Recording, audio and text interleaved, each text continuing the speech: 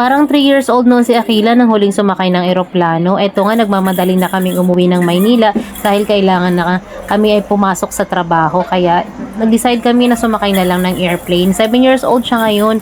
Di ko nga expected na ganito ang mangyayari sa amin. Medyo delayed nga yung aming flight. Almost 1 hour pa kaming naghintay. Kaya medyo irritable na rin talaga siya. Doon pa lang sa departure area. Ayan nga, nung pababa na kami, medyo nagpapasaway na siya ng konti. At hindi ko nga ini-expect na ganun pa rin yung kanya magiging behavior sa eroplano. Medyo gutom na rin siya nung mga time na yan. Kasi sa bahay ay nasanay siya na 6 or 7 ay talagang nagdi-dinner na siya. At kapag nagugutom siya ay talagang nagwawala siya. Pagkaupo pa lang talaga niya ay nagsisisigaw na siya. Pinupukpok niya yung nasa unahang upuan at talagang nakakahiya dun sa nasa unahan niya.